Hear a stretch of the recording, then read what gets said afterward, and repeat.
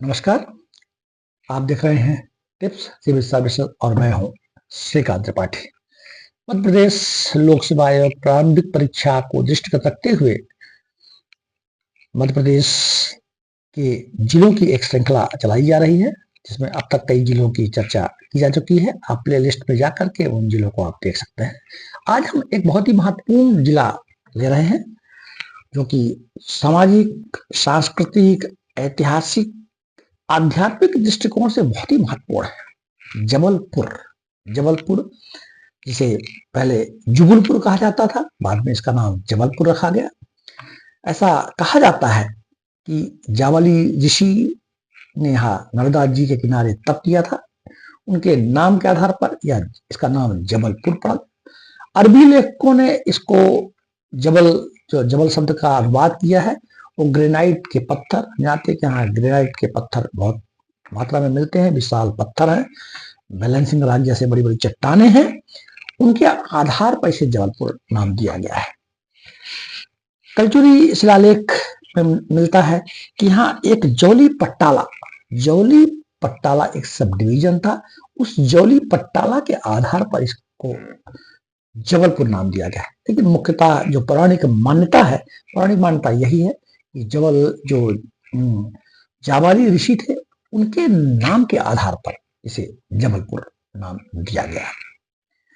जबलपुर नर्मदा का तट और यहाँ के विभिन्न घाट, भेड़ा घाट, ग्वारी घाट, लम्हेटा घाट, तिलवारा घाट, ये पूरा पाषाण काल, मध्य पाषाण काल, नव पाषाण काल से मानव के पद चिन्हों की स्मृतियों को सजोए हुए हैं। डायनासोर के अवशेष भी यहाँ पाए गए। भेड़ाघाट में जो जीवाश्म मिलते हैं, उससे पता चलता है कि पूरा पाषाण काल में मानव यहाँ रहते थे। इतिहास आगे बढ़ता चला गया। 9वीं और 10वीं शताब्दी में यहाँ कलचुरियों का शासन रहा। 875 ईस्वी में कलचुरी वंश ने जबलपुर पर कब्जा किया और यहाँ के जो कलचुरी वंश के जो प्रमुख शासक थे, वो युवराज देव प्रथम थे, जिन्होंने चालुक्य वंशी नौहला देवी से विवाह किया था।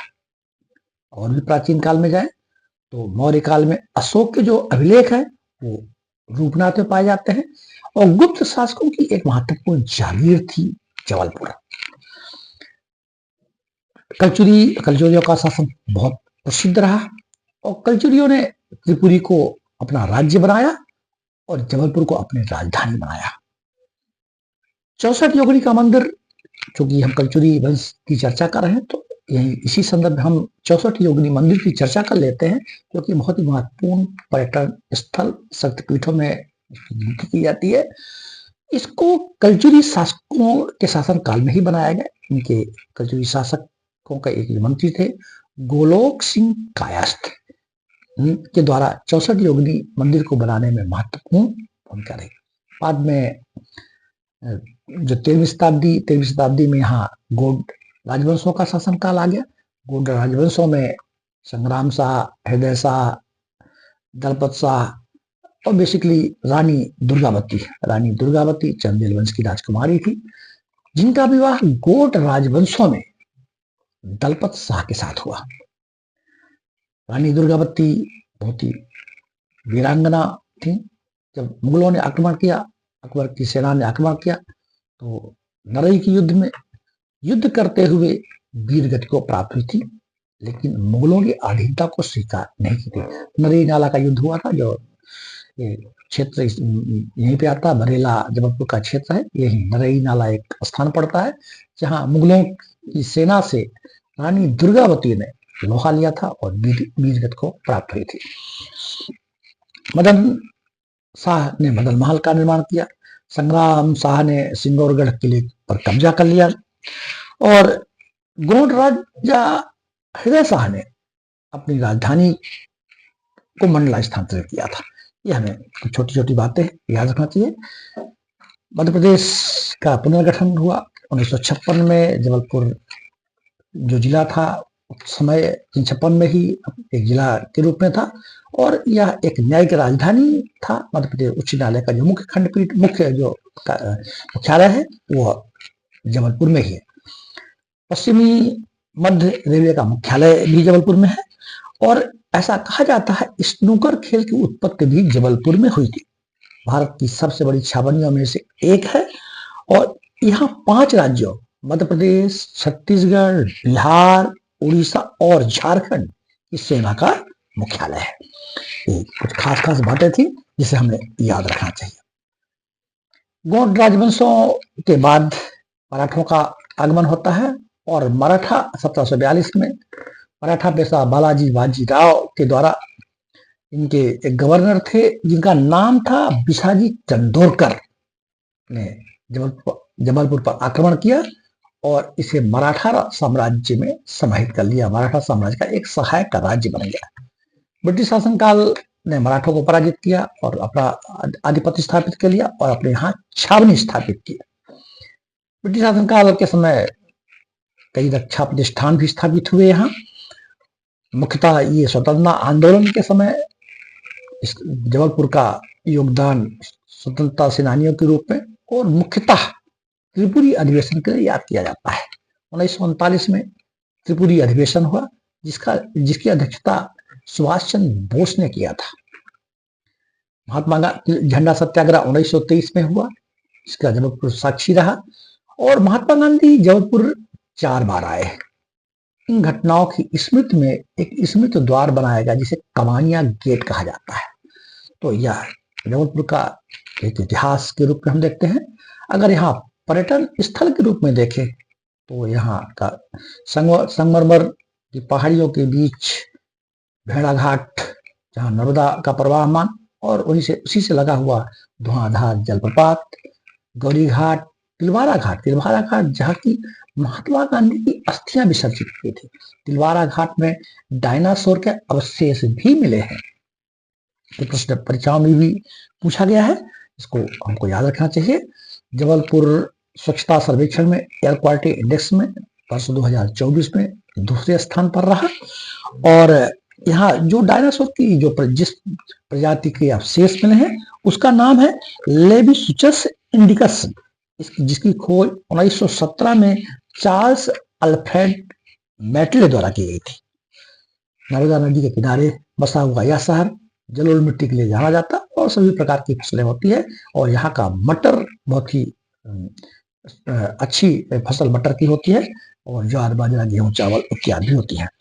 रक्षा प्रतिष्ठानों के रूप में देखें तो यहाँ vehicle factory, grey iron factory, gun carriage factory और आर्डिनेंस फैक्ट्री जो खमरिया में है। ये इस तरह के जो रक्षा प्रतिष्ठान है जो अभी धनुष तोप बनाएगी, हमारे ordnance factory gun carriage factory के द्वारा बनाएगी। जो रक्षा के क्षेत्र में जो हैवी व्हीकल रखते हैं वो जबलपुर में बनाए जाते हैं। व्हीकल फैक्ट्री भी जबलपुर में है। जबलपुर एक संभागीय मुख्यालय है जिसमें 8 जिले हैं: जबलपुर, सिवनी, मंडला, छिंदवाड़ा, नरसिंहपुर, कटनी, डिंडोरी और बालाघाट। जबलपुर जिले का पुनर्गठन 25 मई 1998 को किया गया और इसमें 7 तहसीलें हैं: सिहोरा, पाटन, मझौली, शाहपुरा, पनागर और कुंडम। मध्य प्रदेश राज्य विद्युत मंडल और होमगार्ड का मुख्यालय भी है। 2 प्रमुख विश्वविद्यालय, रानी दुर्गावती विश्वविद्यालय और कृषि विश्वविद्यालय। अब तो पशु चिकित्सा विश्वविद्यालय भी बन गया है।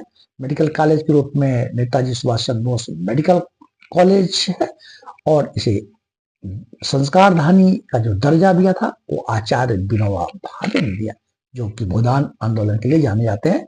आचार्य विनोबा भावे, ये अपने को याद रखना चाहिए। यहाँ कैंटन बोर्ड तो है ही, कई सैन्य प्रतिष्ठान भी हैं। इसमें जम्मू और Kashmir rifle regimental centre, grenadiers regiment centre, signal training centre, college material management, central ordnance depot, 506 army base workshop, military hospital, रक्षा लेखा नियंत्रक, रक्षा मानकीकरण सेल, कैंटीन स्टोर विभाग, पर्यटन स्थल के रूप में देखें तो भेड़ाघाट, मदनमाल, धुआंधार, डुमना नेचर पार्क, कचनार सिटी, बरगी बांध, ओशो इसमें अमृत धाम, महर्षि महेश योगी का आश्रम। ओशो आचार्य रजनीश जो ओशो के नाम से जाने जाते हैं, उनको बुद्धत्व की उपलब्धि यही हुई जबलपुर में, और उनकी कर्मस्थली प्रोफेसर के रूप में महाकौशल कॉलेज में आप प्राध्यापक भी रहे, और महर्षि महेश योगी विश्वविद्यालय भी यही, महर्षि महेश योगी जी का भी कर्मस्थली जबलपुर रही है। इस तरह जबलपुर अपनी ऐतिहासिकता और सांस्कृतिक विरासत के लिए बहुत ही प्रसिद्ध क्षेत्र रहा है। जय हिंद।